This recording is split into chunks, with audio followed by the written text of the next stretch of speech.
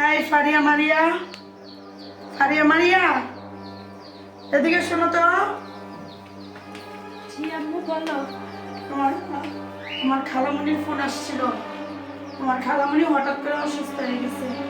তো আল্লাহ জানে আছে নাকি আল্লাহ কি করছে আমি জানি না। তো তোমার আঙ্কেলে ফোন দিয়া বলছে যে শুধু এতটুকু বলছে যে আপনার বোন অনেক অসুস্থ। তো আমি তো তোমাদের না বলে রেডি হয়ে গেলাম। তো আমি যাই, রাতটুকু হসপিটালে থাইকা সকালে চলে আসব। কেউ যদি গেট টেট নক করে খুলবা না, তোমরা দুই বোন খেয়ে শুয়ে থাকবা।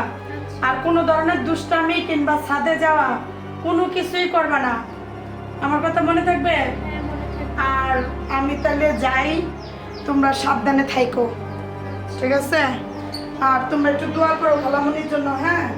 আল্লাহ কি করে না করে, আমার তো খুবই টেনশন লাগতেছে। আল্লাহ জানে গিয়া পাই আর না পাই।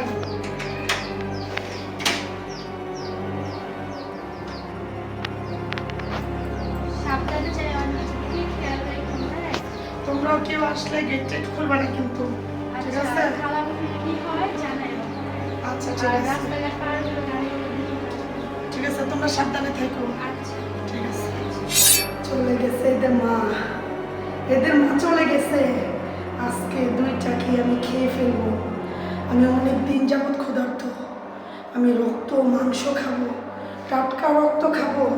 আমি চট করে ওদের মার বেশ ধরে এখনই চলে আসছে না যে আমি ওদের মায়ের মতো। দেখেন আমি পুরো এদের মায়ের মতো সেজে গেছি। আমাকে আর চিনতে পারবে না। আমার অনেক দিনের শখ ছিল দুইটা অল্প বয়সে নিয়ে খাবো।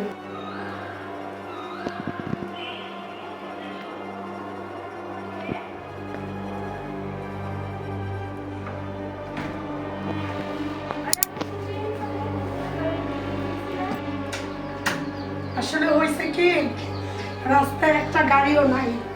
আবার তোমাদের রেখে যে যাবো, আমার মনও টানতেছে না। পরে ভাবলাম কি যে কালকে সকালে যাই। তো এই জন্য আমি চলে আসছি।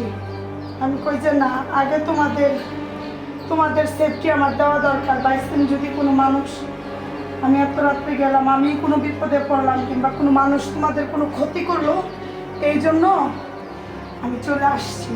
আচ্ছা আম্মু, আমরাও টেনশন করতেছিলাম যে তুমি বিয়ে করতেছিস না।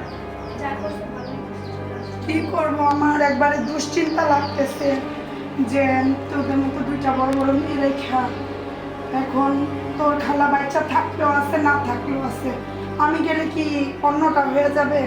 তো ভাবলাম কি যে তোদের কালকে সকালে যাই, আজকে রাতটা তোদের সাথে থাকি। তোর শরীরটাও খারাপ, তো এইখানেরটা আমার আগে ফরজ না। তো এই জন্য আর কি। আচ্ছা মা, আমার এক গ্লাস পানি এনে দিবি? হ্যাঁ দেখতেছি, তুমি বসো। ঢুকে গেছি, আমাকে চিনতে পারে নাই, একদম গহব্বত করে খেয়ে ফেলবো। মানুষের মাংস, মানুষের রক্ত, আমি একবারে খেয়ে পেটটা আমার ভরে যাবে। আর আমি অনেক দিনের জন্য শক্তি পাবো শরীরে। আমাকে চিনতে পারেনি, মনে হয় হুবহু ওর মার মতো আমাকে লাগছে। এছাড়া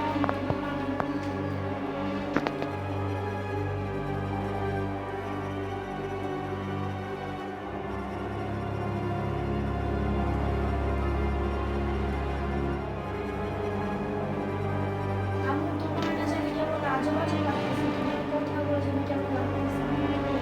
কেন কেমন লাগতেছে? আমি তো তোমার আম্মু না। ওই যে বাইরে গেছিলাম তো, আবার জানোই তো আমার একটু অ্যালার্জির সমস্যা। তো এই জন্য চোখ অনেকক্ষণ মাখছি, এই জন্য চোখ লাল হয়ে গেছে। আর ঠান্ডায় গলা ভেঙে গেছে।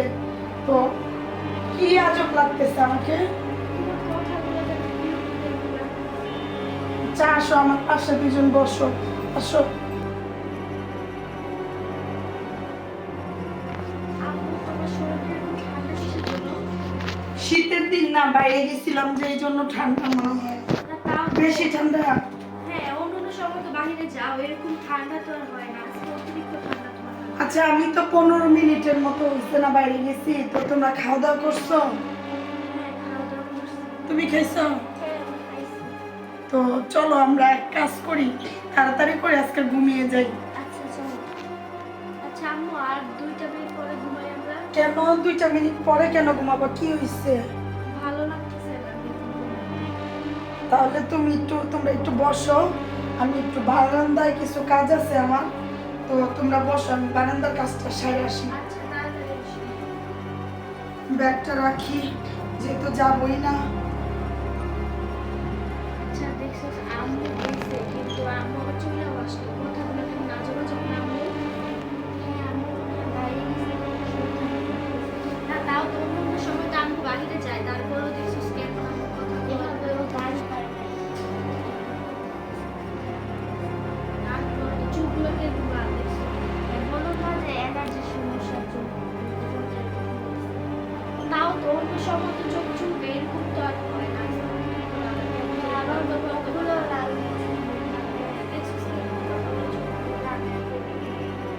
বিয়াদবগুলো বললাম যে শুইতে আয়, না ঘুমাইলে আমি এদেরকে খাবো কিভাবে? একজনকে খাইতে গেলে আরেকজন চিল্লায় উঠবে। এদেরকে যেইভাবে হোক ছলে বলে কৌশলে আমাকে ঘুম পাড়াইতে হবে। আমি হইচয়ের মধ্যে ওদেরকে খেতে পারবো না, আর আজকে আমার 2টাকেই খেতে হবে। তো আমি যেইভাবে হোক ছলে বলে কৌশলে এই বেয়াদব 2টাকে এখনই ঘুম পাড়াবো। ফারিয়া মারিয়া, আসো না, ঘুমিয়ে পড়ি, আসো না, আসো ঘুমিয়ে যাই। আচ্ছা চলো আমার শরীরটা ক্লান্ত লাগতেছে, তো আমি একা ঘুমাইলে ঘুম আসবে না, আমার টেনশন হইতেছে তোর খালার জন্য। তো ও যদি মরে যেয়ে থাকে, আমার জানি কিরকম ভিতরে যেরকম দুক দুক করতেছে, হার্টবিট বাইরে যেতেছে।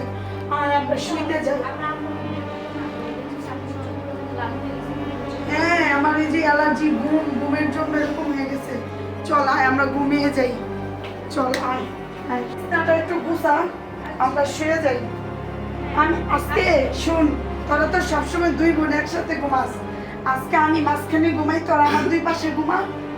হ্যাঁ ঠিক আছে, তাহলে তোরা শুয়ে পড়, আমি লাইটটা বন্ধ করে দিয়ে আসি।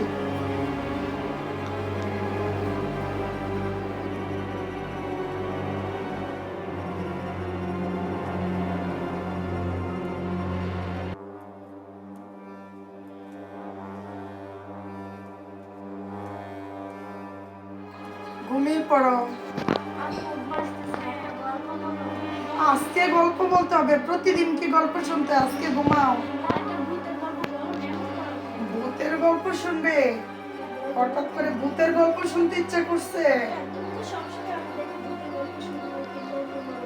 এক দেশে এক রানী ছিল, রানীর 2টা মেয়ে ছিল। তো একদিন রানী হঠাৎ করে বেড়াতে গেল, রানীর মেয়ে 2টা ঘরে একাই রয়ে গেল। তো এক পেতনি চিন্তা করলো, সে 1000 বছরের ক্ষুধার্ত, সে ক্ষুধায় ক্লান্ত হয়ে পড়তেছিল, সে যদি সেদিন অল্প বয়সে মেয়েদের রক্ত না খেতে পারতো তাহলে সে মারা যেত।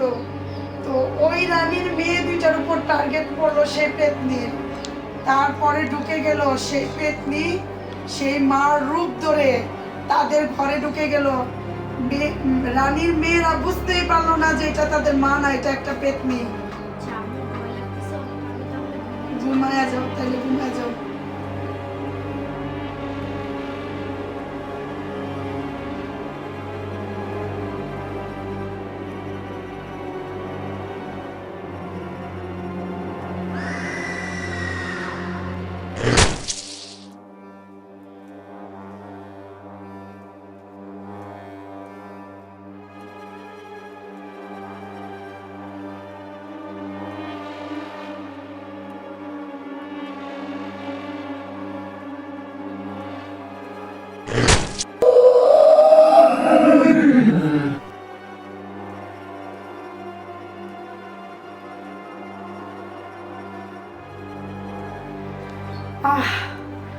পেট ভরে গেছে, আমি এখন যাই।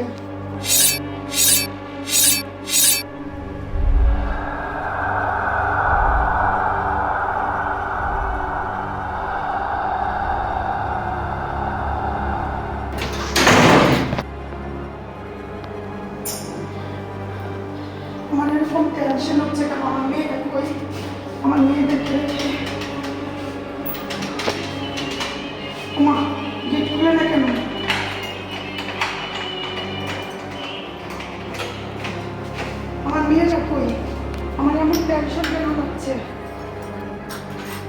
মারিয়া ফারিয়া, মারিয়া ফারিয়া, মারিয়া ফারিয়া, তোমরা কই গেছো?